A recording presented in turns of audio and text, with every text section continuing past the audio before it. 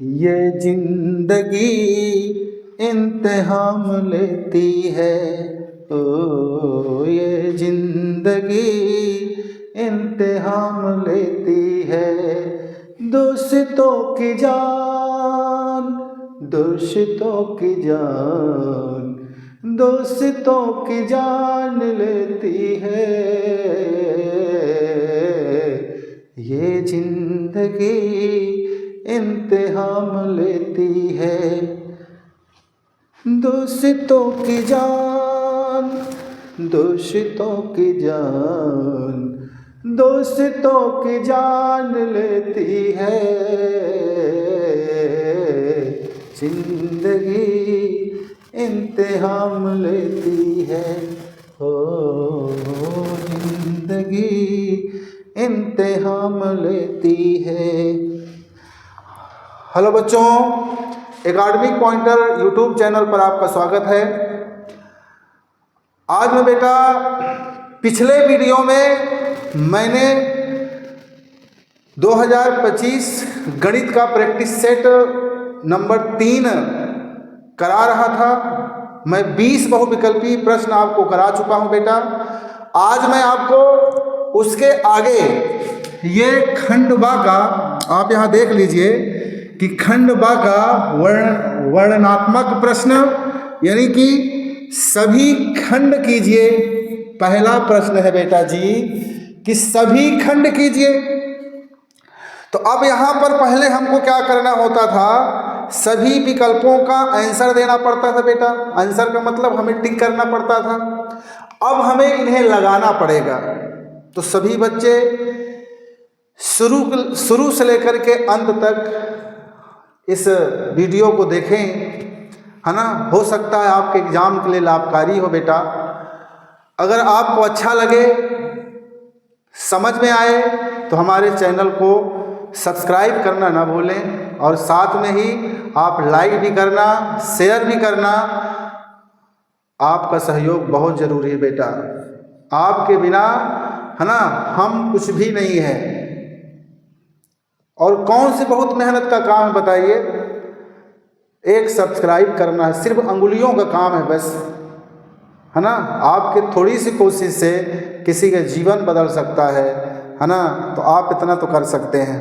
चलिए बेटा, तो आज का ये पहला प्रश्न है।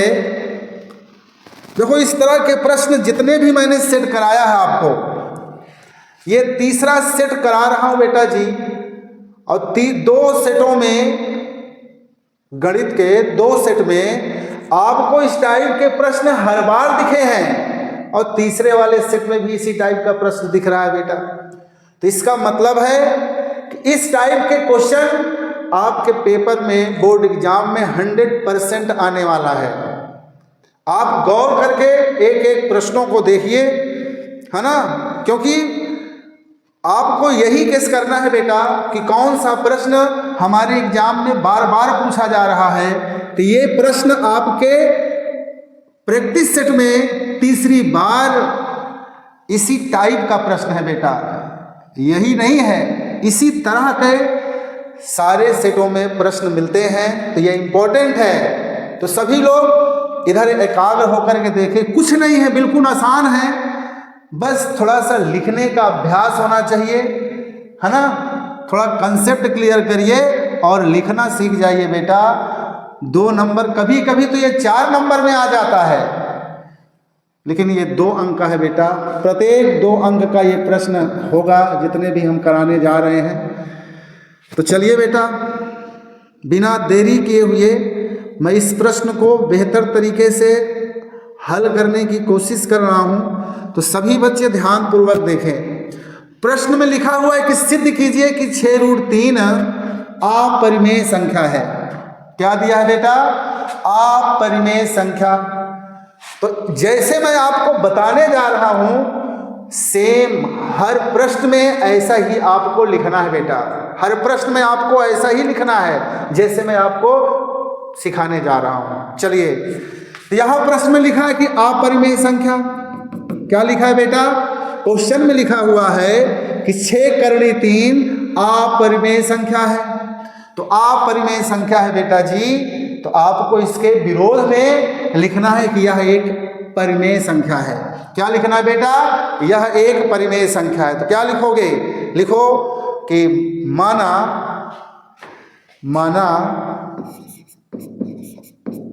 इसके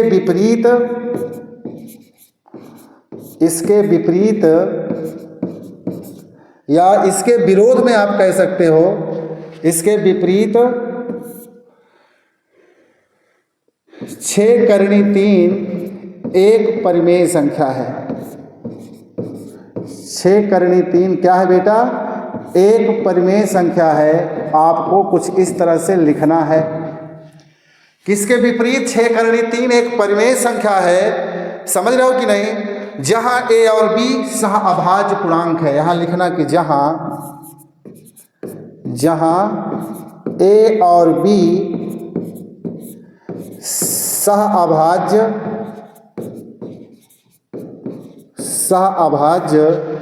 पूर्णांक है। तो a और b क्या है बोलो? सहअभाज्य पूर्णांक है, जो कि a और b, यहाँ b लिख लेना आप। a और b सहअभाज्य पूर्णांक है, जो कि b नॉट इक्वल टू 0। इतना बेटा हर क्वेश्चन में आपको ये लिखना है सेम। हर प्रश्न में आप इसे लिखना सीख लो, थोड़ा प्रैक्टिस कर लो। आपके एग्जाम में 100% ये इस टाइप के प्रश्न जरूर आएंगे। तो इतना आपको हर प्रश्न में लिखना है सेम। किसके विपरीत? 6 करनी 3 जो यहाँ पर दिया रहे वही लिखना। एक परिमेय संख्या है जहां a और b सहअभाज्य पूर्णांक है, जो कि b नॉट इक्वल टू 0। अब जब ये बेटा ये परिमेय संख्या है, तब आपको क्या लिखना है? तब लिखना है बेटा कि 6 करनी 3 बराबर लिखोगे a बटे b। ध्यान से देखना बेटा कि 6 करनी 3 बराबर a बटे b। a बटे b का मतलब कि ये परिमेय संख्या है बेटा। तो हम इसे क्या करेंगे? यहाँ लिखेंगे करनी में 3 बराबर ये 6 कहाँ जाएगा? बटे में। तो a बटे हो जाएगा 6b। तो बेटा a और b क्या है बोलो? हमने पहले ही कहा ये सहअभाज्य पूर्णांक है, और जब ये पूर्णांक है तो इसका मतलब ये परिमेय संख्या है। अगर ये परिमेय संख्या है तो ये भी परिमेय संख्या होगा। a और b क्या है बेटा? सहअभाज्य पूर्णांक है ये। इसका मतलब ये परिमेय संख्या है। अगर ये परिमेय संख्या है तो ये भी परिमेय संख्या होना चाहिए, परंतु क्या ये परिमेय संख्या है? नहीं। करनी 3 एक अपरिमेय संख्या है। समझ गए ना? तो हमारा जो कल्पना थी सरासर गलत है बेटा। तो इस तरह हम लिखेंगे, इसमें कुछ लगाना नहीं है, बस लिखना है। तो यहाँ पे लिखोगे कि √3 परिमेय संख्या है, अतः √3 परिमेय संख्या है। आप यहाँ लिखोगे √3 क्या है बेटा? परिमेय संख्या है। अगर √3, इसको थोड़ा मैं ऊपर करता हूँ, अगर √, परिमेय संख्या है बेटा, अगर √3 परिमेय संख्या है, क्यों परिमेय संख्या है? तो आप लिखना यहाँ पर है ना कि 2, यहाँ लिखना चूंकि 2 a और b क्या है बेटा? ये सहअभाज्य संख्या है, या पूर्णांक लिख लो।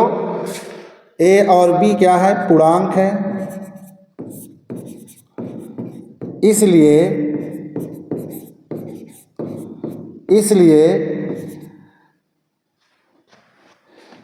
a बटे 6b क्या होगा? परिमेय संख्या है। a बटे b क्या है बोलो? परिमेय संख्या है। तो जब a बटे b परिमेय संख्या है बेटा, तो यह तथ्य विरोधाभास है। यहाँ लिखोगे यह तथ्य, इसलिए यह तथ्य विरोधाभास है, यह हमारी कल्पना गलत है। आप ऐसे लिखो बेटा, अतः हमारी कल्पना विरोधाभास, अतः हमारी कल्पना गलत है। हमारी कल्पना गलत है।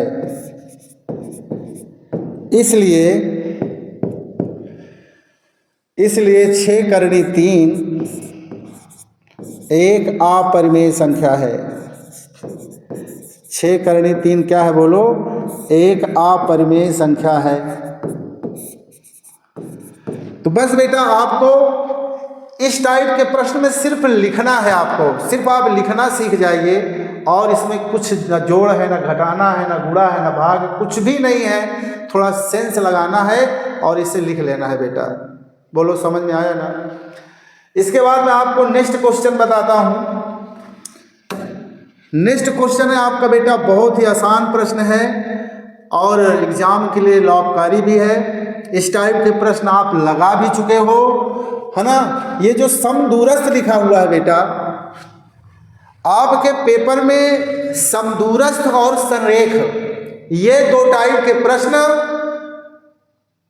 आने की 100% संभावना है। क्योंकि हर सेट में आपको कहीं समदूरस्थ मिलता है तो कहीं संरेख मिलता है, कहीं समदूरस्थ कहीं संरेख, कहीं संरेख कहीं समदूरस्थ। इसका मतलब है कि ये प्रश्न वेरी इंपॉर्टेंट है ना? बोलो बेटा, एक एक प्रश्नों को आप बेहतर तरीके से लगाइए, क्योंकि ये बोर्ड एग्जाम के लिए क्या है, वेरी इंपॉर्टेंट क्वेश्चन है। तो चलिए यहां लिखा है, यदि बिंदु Q 0,1, बिंदुओं P 5, -3 और R x, 6 से क्या है बेटा, समदूरस्थ है, तो x का मान ज्ञात करो। वेरी इंपॉर्टेंट सवाल है, मैं बार बार कह रहा हूं, हल्के में मत लेना बेटा। इस टाइप के प्रश्न आपके एग्जाम में मिलेंगे, है ना? नहीं तो आप पेपर दे के आना, तब हमसे मिलना कि सर जी आप क्या कह रहे थे, आपने जो कहा था पेपर में वही आया है। ठीक है बेटा, चलिए। तो यहाँ पर Q दिया गया है 0,1, यहाँ पे लिखेंगे, है ना? यहाँ पे आप थोड़ा सा लिखिए बेटा, बेहतर तरीके से लिखेंगे तो बहुत अच्छा होगा, है ना? लिखेंगे तो बहुत अच्छा होगा। तो चलिए क्वेश्चन से लिखेंगे हम, और कहीं से नहीं लिखेंगे, सारा का सारा प्रश्न में ही दिया गया है बेटा। चलिए हम यहाँ लिखते हैं कि माना,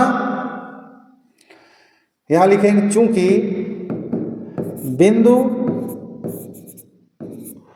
Q 0,1 बिंदुओं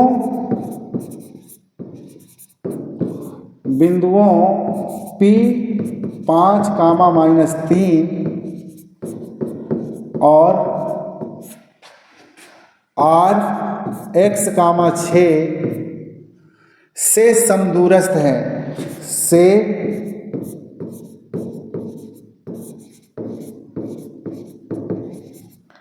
से समदूरस्थ है। इसलिए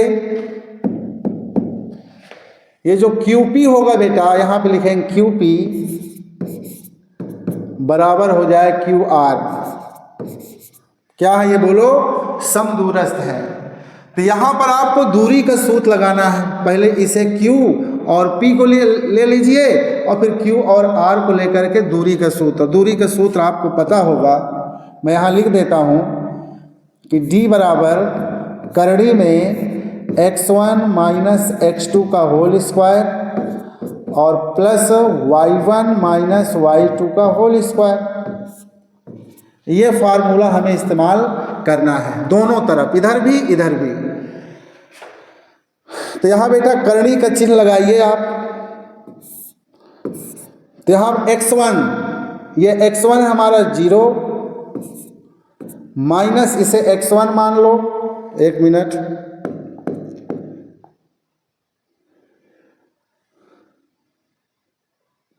अपने ही अपनों को तड़पाए एक दिन। इसको x1 मान लो, इसे y1 मान लो, इसे x2 मान लो, इसे y2 मान लो। ठीक है बेटा? तो ये x1 माइनस, यहाँ देखिए x2 कितना है 5, यहाँ लिखो 5 का स्क्वायर, प्लस y1 कितना है 1 और y2 कितना है बेटा -3।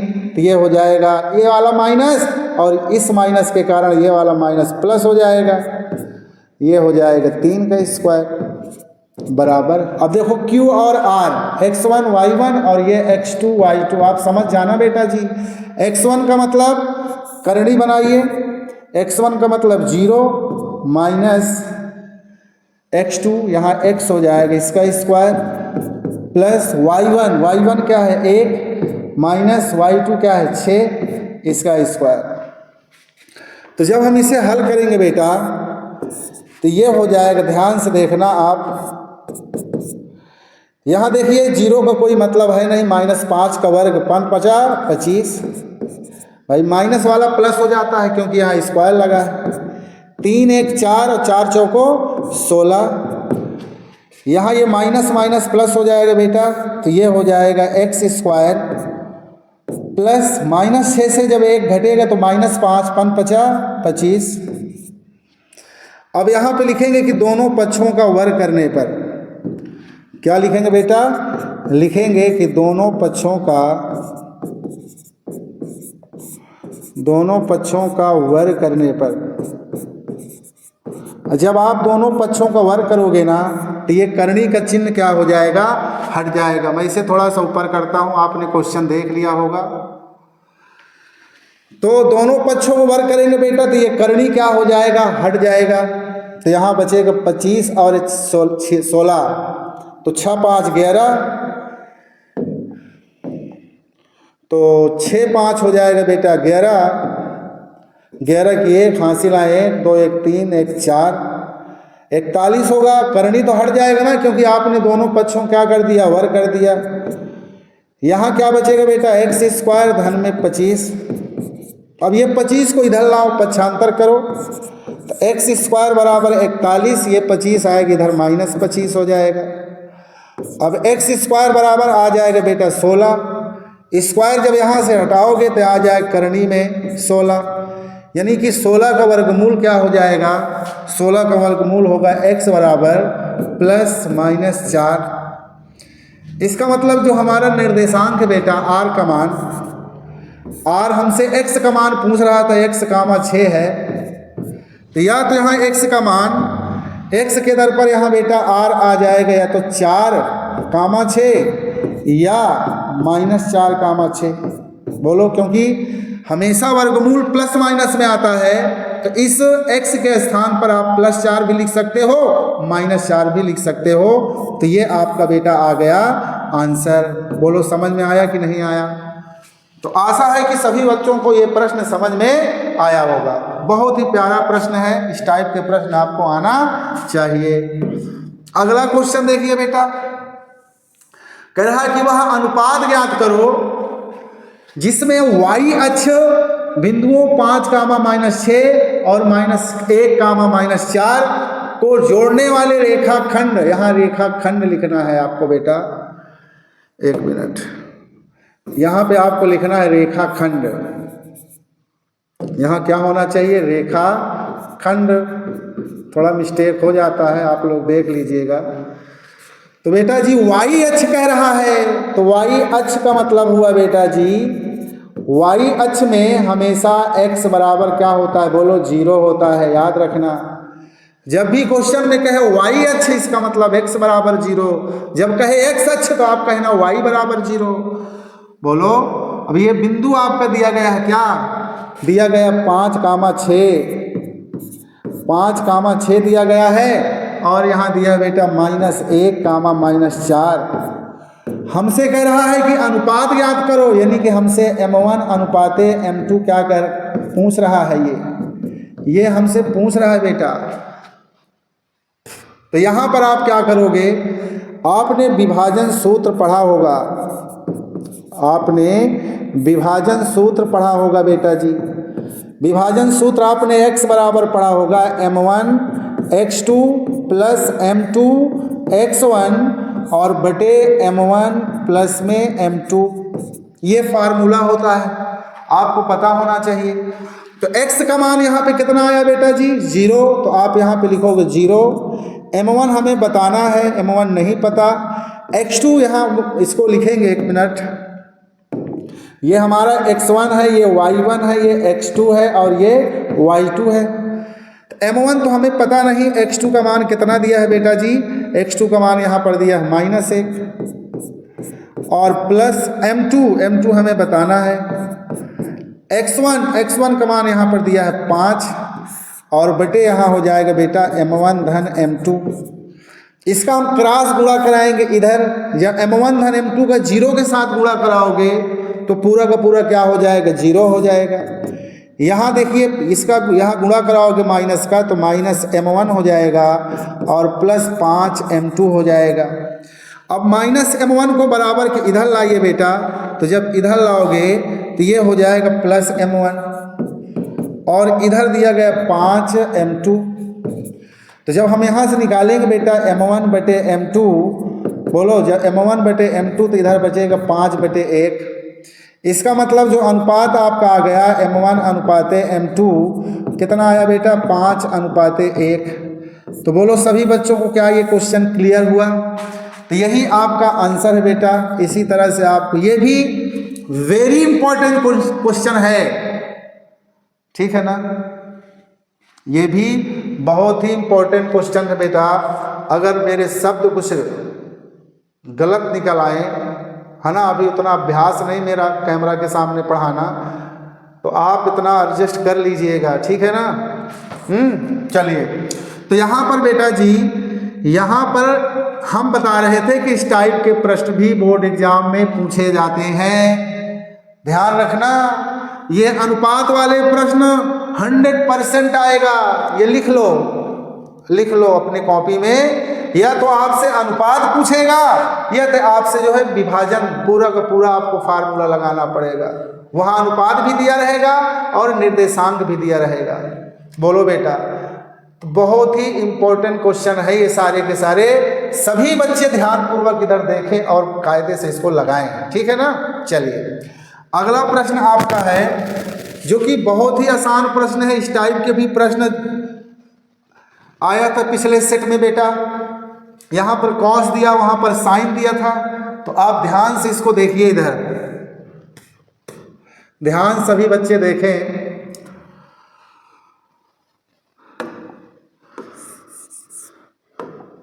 तो यहाँ पर हो जाएगा बेटा जी, यहाँ मैं इसको लिखता हूँ करनी 1 - cos थीटा और बटे 1 + cos थीटा। आपको सिद्ध क्या करना है, कोसेक थीटा और माइनस बेटा कॉट थीटा। ध्यान से देखिएगा, इस टाइप के प्रश्न भी आपके एग्जाम में पूछे जाते हैं और पूछे गए भी हैं। तो यहाँ पे आप लिखोगे LHS। तो LHS इसको एक बार उतार लीजिए आप इस तरह से, 1 - cos थीटा और बटे 1 + cos थीटा। तो इसको एक बार उतारोगे बेटा, उतार लेना आप लोग, ठीक है। यहाँ गुणा करूँगा, या तो 1 मिनट रुक जाइए आप। चलिए, तो अब यहाँ पर हम क्या करेंगे बेटा, यहाँ लिखेंगे कि अंश व हर में ये नीचे वाला देखिए 1 + cos थीटा, तो उल्टा इसके प्लस का हम करेंगे -cos थीटा का गुणा करने पर।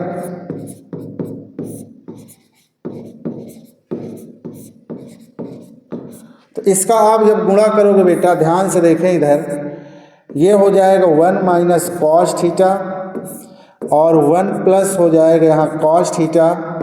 यहाँ गुणा लगाइए 1 + cos थीटा और बटे 1 + cos थीटा। इसका हम परिमेयकरण करेंगे। हमें नीचे वाला देखना है कि 1 + cos थीटा है, तो प्लस के स्थान पर यहाँ माइनस होना चाहिए, है ना। इसके स्थान पर यहाँ क्या होना चाहिए बेटा, माइनस होना चाहिए। माफ़ी चाहता हूँ, ठीक है ना। यहाँ प्लस है तो यहाँ माइनस हो जाएगा। अब देखो ध्यान से, यहाँ पर बेटा 1 - cos थीटा, 1 - cos थीटा, तो ये हो जाएगा 1 - cos थीटा का होल स्क्वायर और बटे में हो जाएगा, देखिए इधर a + b, A minus B का फार्मूला लग जाएगा, तो 1 माइनस हो जाएगा ये कॉस स्क्वायर थीटा। इसको मैं थोड़ा सा ऊपर करता हूँ, आप लोग देख लीजिएगा, ठीक है ना। तो यहाँ पर लिखा है बेटा, करणी का चिन्ह लगाओगे तो यहाँ हो जाएगा 1 माइनस कॉस थीटा का होल स्क्वायर, और बटे 1 माइनस कॉस स्क्वायर थीटा बराबर होता है, आपको याद होगा फार्मूला कि 1 माइनस कॉस स्क्वायर थीटा बराबर होता है साइन स्क्वायर थीटा, होता है ना। तो यहाँ पर आप लिखोगे बेटा जी, यहाँ लिखोगे साइन स्क्वायर थीटा। अब यहाँ भी स्क्वायर लगा है, यहाँ भी स्क्वायर लगा है, यानी कि दोनों में स्क्वायर लगा है, तो इसका मतलब हुआ बेटा जी अब दोनों को हम एक ही कोष्टक के अंदर लिखेंगे। क्यों? क्योंकि यहाँ भी स्क्वायर, यहाँ भी स्क्वायर, जब दोनों तरफ स्क्वायर है तो इसका मतलब है कि दोनों को एक ही कोष्टक में लिख लेंगे। तो ये हो जाएगा साइन थीटा और इसका स्क्वायर। अब ये स्क्वायर इस रूट को क्या करेगा, बर्बाद। तो जब ये ख़त्म कर देगा बेटा, तो ख़त्म कर देगा तो यहाँ बन जाएगा 1 माइनस कॉस थीटा और बटे में हो जाएगा यहाँ पर साइन थीटा, है ना, क्योंकि स्क्वायर ने रूट को ख़त्म कर दिया। अब साइन थीटा एक बार इसके साथ आएगा, एक बार इसके साथ, तो यहाँ 1 बटे साइन थीटा और माइनस कॉस थीटा और बटे में हो जाएगा साइन थीटा। 1 बटे साइन थीटा बराबर होता है बेटा कोसेक थीटा, और कॉस थीटा बटे साइन थीटा किसके बराबर होता है, बोलो कॉट थीटा के। तो ये आपका बेटा आ जाएगा RHS, बोलो। तो आशा है कि सभी बच्चों को ये प्रश्न भी बहुत बेहतर तरीके से समझ में आया होगा। अगर नहीं आया है, किसी प्रकार की कोई समस्या है, तो आप कमेंट बॉक्स में लिख करके जरूर बताएं। चलिए अगला जो आपका प्रश्न है ना, लिखा है कि त्रिज्या 14 सेंटीमीटर वाले एक वृत्त की 14 सेंटीमीटर वाले एक वृत्त की एक जीवा केंद्र पर 120 अंश का कोण आंतरित करती है, संगत वृत्तखंड का क्षेत्रफल बताइए। ये आपसे पूछ रहा है, समझ रहे ना कि त्रिज्या 14 सेंटीमीटर वाले एक वृत्त की एक जीवा केंद्र पर 120 अंश का कोण आंतरित करती है, तो संगत वृत्तखंड का क्षेत्रफल ज्ञात करो बेटा जी। तो यहाँ पर जो दिया गया है ना, यहाँ पर दिया है बेटा त्रिज्या, यानी r बराबर यहाँ दिया गया 14 सेंटीमीटर। क्या दिया है बोलो, 14 सेंटीमीटर दिया है बेटा। और वृत्त की एक जीवा केंद्र पर 120 अंश का कोण आंतरित कर रही है, तो यहाँ पर जो कोण होगा बेटा कितना होगा, 120 अंश का होगा। ध्यान से सुनना, संगत वृत्तखंड का क्षेत्रफल हमसे पूछ रहा है, तो यहाँ पर आप ध्यान रखना कि संगत वृत्तखंड का जो सूत्र होता है ना, संगत वृत्तखंड का क्षेत्रफल, संगत वृत्तखंड का क्षेत्रफल, तो संगत वृत्तखंड का जो क्षेत्रफल होता है बेटा, है ना, होता है थीटा बटे 360 और गुणे पाई आर स्क्वायर, गुणे पाई आर स्क्वायर। यहाँ देख लीजिए, यहाँ गुणे हो जाएगा बेटा जी pi r square minus 1/2 r square sine theta. इस फार्मूले का हम इस्तेमाल करेंगे क्योंकि ये संगत वृत्तखंड का फार्मूला है बेटा। यहाँ भी आर स्क्वायर है, यहाँ भी आर स्क्वायर है। अब ये फार्मूले तो आपको याद होना चाहिए, बिना इसके कुछ नहीं होने वाला, नहीं आएगा। तो आर स्क्वायर आप ले लीजिए कॉमन बेटा जी, तो यहाँ बचेगा थीटा और बटे 360 और गुणे में क्या बचेगा पाई माइनस 1/2 आर स्क्वायर चला गया कॉमन में और यहाँ बचेगा साइन थीटा। ध्यान से सभी बच्चे देखें इधर, ये हो जाएगा आर स्क्वायर, यानी कि आप यहाँ मान रखना शुरू कर दीजिए। आर का मान कितना है बेटा 14 है, इसके स्थान पर आप लिखोगे 14 का स्क्वायर, है ना। थीटा का मान कितना है बेटा 120 अंश है और बटे 360 गुणे पाई के स्थान पर आप लिखोगे 3.14 और यहाँ माइनस 1/2 साइन थीटा के दर पर आप लिखोगे बेटा 120 अंश। समझ रहे हो ना। तो मैं आपको इधर बता देता हूँ, आप लोग समझ जाना कि साइन 120 अंश को हम क्या लिख सकते हैं। साइन 120 का मतलब होगा बेटा साइन, है ना, इसे आप लिख सकते हो कुछ भी लिख सकते हो, 90 धन 30 लिख सकते हो, 90 धन 30 यानी कि 90 और 30 मिलके 120 अंश।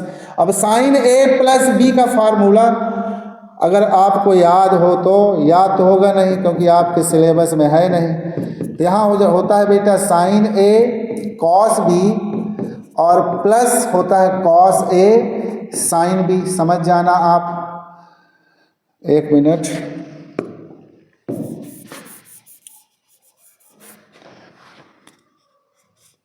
तो आप यहाँ पे लिखोगे बेटा साइन ए कॉस बी और कॉस ए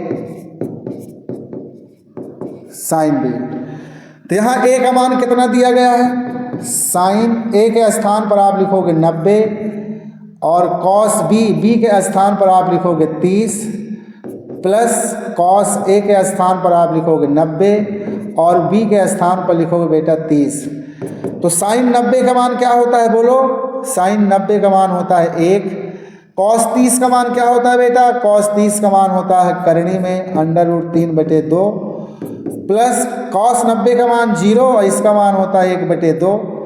तो 0 का जब इसमें गुणा करोगे तो 0 हो जाएगा, यानी आपका जो आंसर आएगा कर √3/2 आएगा। यानी साइन 120 अंश का मान क्या होगा बेटा, साइन 120 अंश का मान आपका होता है, आप ऐसे भी देख लेना कि साइन 90 प्लस थीटा, यानी ये 90 प्लस 30 अंश, ये दूसरे चतुर्थांश में है और दूसरे में साइन वाला धन भी होता है बेटा। तो कॉस 30 अंश का मान करनी में 3/2। अगर ये आपको नहीं आता है तो इसे आप दिमाग से निकाल देना। साइन 90 प्लस थीटा यानी कि ये दूसरे चतुर्थांश में है और दूसरे चतुर्थांश में साइन धनात्मक होता है। बस ध्यान रखना कि साइन 120 अंश का मान करनी में √3/2 है। तो यहाँ पर हम क्या लिखेंगे, ध्यान से देखिए। 14 का वर्ग होता है 196, 14 का वर्ग क्या होगा 196। यहाँ 0 से 0 क्या होगा बेटा कैंसिल, 0 से 0 हो जाएगा कैंसिल। यहाँ 12 × 1 = 12, 12 × 3 = 36। तो यहाँ बचेगा 1/3 गुणे 3.14 माइनस 1/2 गुणे इसके स्थान पर आपको लिखना करनी में 3/2। समझ रहे हो ना। तो अब यहाँ पर हो जाएगा बेटा 196, ठीक है। अब ये कटेगा तो है नहीं, तो यहाँ 3.14/3 माइनस इसका यहाँ गुणा हो करनी में। अब करनी 3 का मान हम रख देते हैं, करनी 3 का मान होता है बेटा 1.732 और बटे 2 दूना 4। बोलो समझ में आया ना। इसे मैं हटा देता हूँ, ठीक है। अगर आपको नहीं समझ में आया तो कोई बात नहीं बेटा जी, टेंशन मत लेना। आप इतना याद रखना कि साइन कॉस 30 अंश का मान जो होता है, वो साइन जो 120 अंश का मान होता है करनी में 3/2 होता है। इसे चतुर्थांश निकाल सकते हैं, ठीक है ना। तो चलिए अब इसको थोड़ा ऊपर में करता हूँ। तो आपका क्वेश्चन तो आपके सामने ही था, कोई दिक्कत होगी नहीं आपको। अब यहाँ पर देखिए क्या बचेगा 196। आप यहाँ बेटा इसका गुणा इधर करिए, 4 चौको 16, 4 × 4 = 5 और 4 × 3 = 12, 2 अंक पहले दशमलव। यहाँ 3 दूनी 6, 3 त्रिका 9, 3 सते 21, 3 × 3, 3 2 5, 3 अंक पहले दशमलव, 3 चौको 12। तो इस तरह तो आपको सिंपल है, आता होगा। तो यहाँ हो जाएगा 196। अब इसमें देखिए घटाना है बेटा, 12.56 में 5.196 आपको घटाना है। 10 में से जब 6 जाएगा तो कितना आएगा बोलो 4। तो 10 में से 6 गया कितना आएगा 4 आएगा। और यहाँ बचेगा 5, 5 में 9 घटेगा नहीं, कैरी दे तो 15 में से 9 गया 6, 15 में से 9 गया, 15 में से जब 9 जाएगा तो कितना आएगा बेटा 6। ये 4 में से 3 गया, 1 गया 3, यहाँ 12 में से 5 जाएगा 7। यानी कि आपका जो आएगा बेटा जी यहाँ 7.364 और बटेमा 12, ठीक है ना। बोलो तो समझ जाओगे। तो अब इधर देखिए क्या हो गया, यहाँ पर बेटा जी मैं इधर लिख लेता हूँ, आप समझ जाना कि यहाँ पर दिखा 196 और गुणे 12 के इसमें भाग करिए आप, 7 इसमें आप 12 का भाग करोगे बेटा, भाग जाएगा नहीं, 0 बरछंग 72। अब 3 में से 2 गया 1, ये कैंसिल, उतारेंगे 6, 12 1 के 12, यहाँ बचेगा 4, उतारेंगे 4, 12 दूनी 24, 12 36, अब यहाँ बचेगा 8, है ना। अब ये कैंसिल 0, 12 बरछंग 72, है ना। तो इस तरह से बेटा ये आगे भी आता चला जाएगा।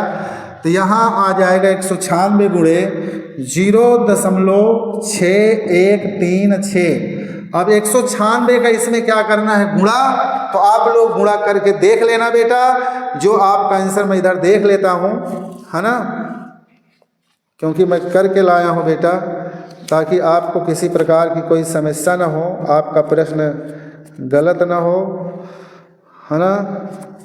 तो 1 मिनट रुक जाइए, बताता हूँ आपको।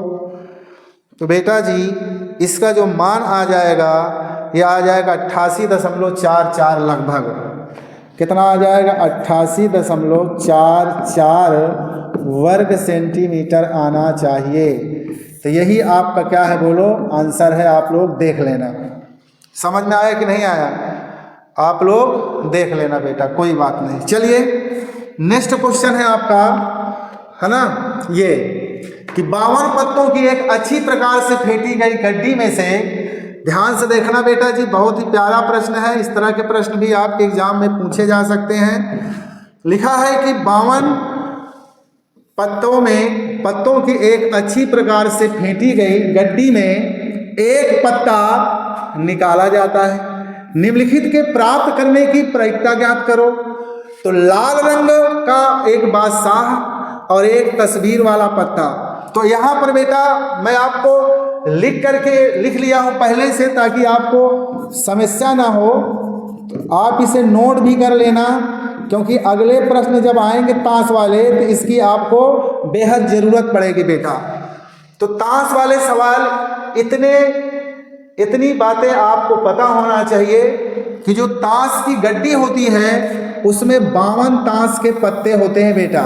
कितने पत्ते होते हैं, 52, जिसमें 13 पत्ती हुकुम की होती है, 13 पत्ती ईंट की होती है, और 13 पत्ती चिड़ी की, 13 पत्तियां जो होती पान की। तो 13 पत्तियां होती है बेटा, आपको पता होना चाहिए। हुकुम, ईंट, चिड़ी, पान, ये सब 13 पत्तियां होती हैं, है ना। ये क्रम से एक काला, फिर लाल, काला, लाल। हुकुम की 13 पत्तियां काली होती हैं, ईंट की 13 पत्तियां लाल, फिर 13 चिड़ी काली, फिर 13 पान लाल, जिसमें 26 काला और 26 लाल, यानी कि 13 दूना 26, 13 दूना 26, तो 26 काला और 13 दूना 26, 26 लाल।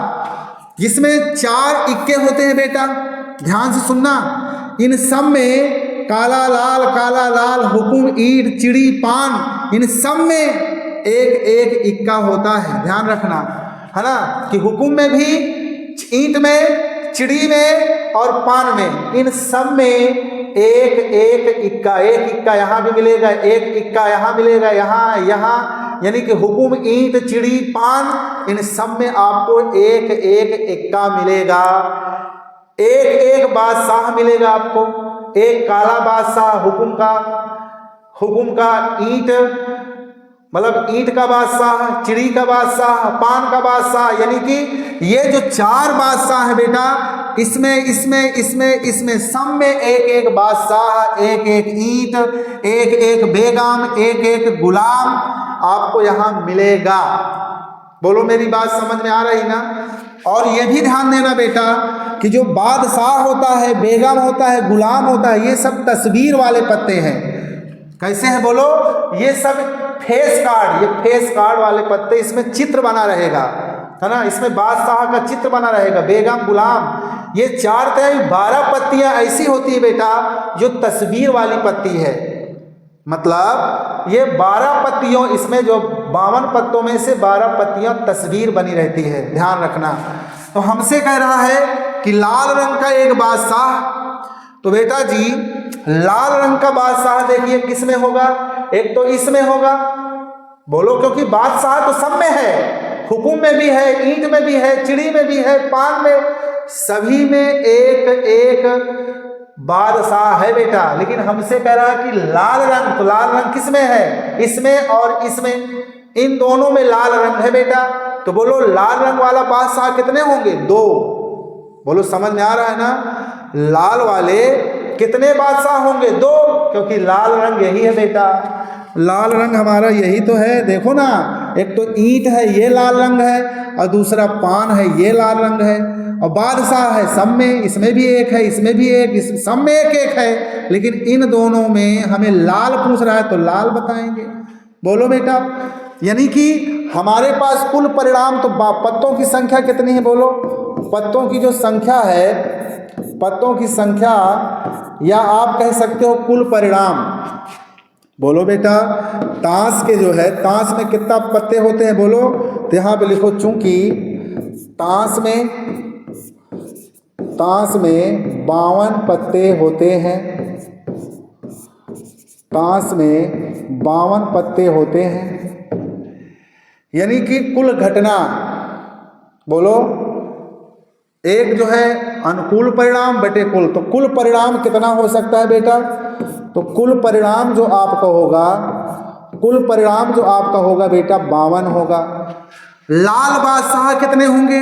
लाल रंग का बादशाह एक तो इसमें होगा, एक तो इसमें होगा, एक और एक मिलके 2, तो यहाँ पे लिखेंगे लाल, यानी कि अनुकूल परिणाम, अनुकूल परिणाम, तो अनुकूल परिणाम हो जाएगा बेटा यहाँ 2। हमसे प्रायिकता पूछ रहा है किसका? लाल बादशाह का। क्या पूछ रहा है? बोलो, लाल बादशाह का, यानी कि यहाँ पर लिखेंगे अनुकूल परिणाम बटे कुल परिणाम।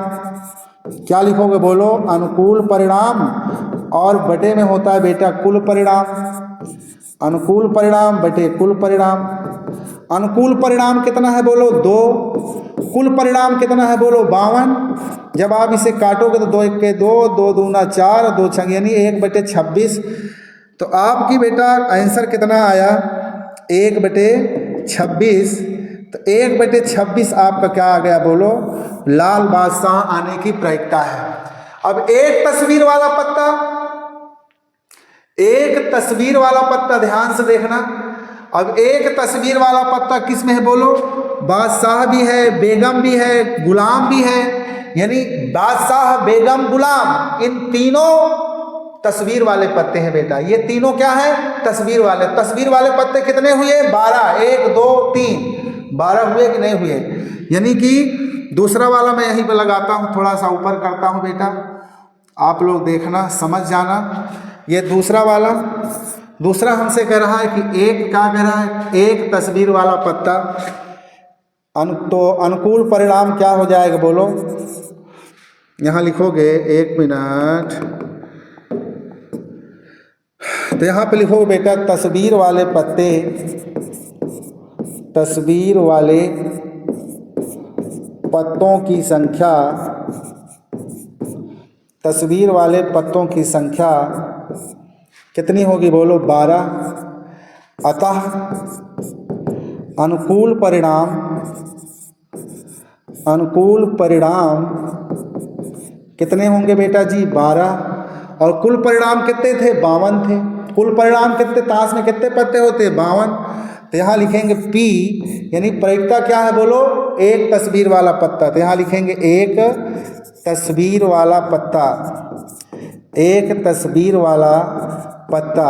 तो कह रहा है, अब फार्मूला होता है अनुकूल परिणाम बटे कुल परिणाम। अनुकूल परिणाम कितने हैं बेटा? 12। कुल परिणाम कितने हैं? 52। इसे काटिए, है ना, 4 तिहाई 12, 4 एकम 4, 4 तिहाई 12, यानी कि 3/13। एक तस्वीर वाले पत्ते की जो प्रायिकता आएगी 3/13 आएगी।